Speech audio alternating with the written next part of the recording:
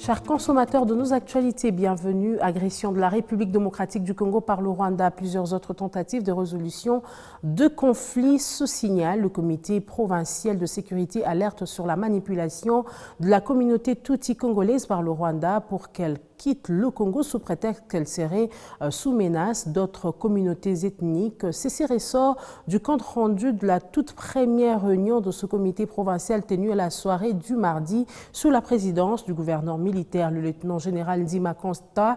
Un extrait de cette réunion lu par le lieutenant-colonel Njike Kaiko et choisi par Patrick Sieloua.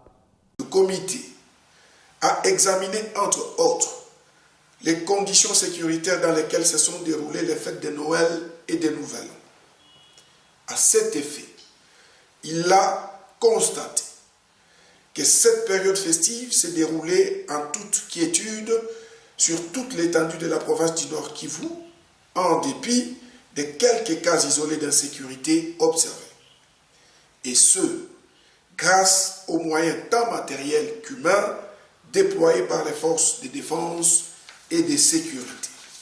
Le même constat a été fait dans les territoires de Masisi d'une manière générale et plus particulièrement à Kichanga, où les agresseurs de l'armée rwandaise et leurs alliés du M23 ont tenté à maintes reprises d'occuper cette cité et priver ainsi à la population de la contrée sa quiétude.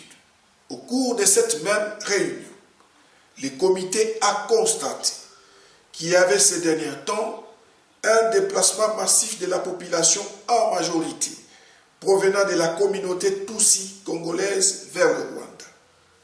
Sur ce point, il a été conclu qu'il s'agit de la manipulation de la communauté Tutsi congolaise par le Rwanda afin que cette dernière aille occuper le camp des réfugiés sous prétexte qu'elle fuyait les menaces et violations de la part d'autres communautés et ainsi donner une justification à la présence de l'armée rwandaise sur le sol congolais.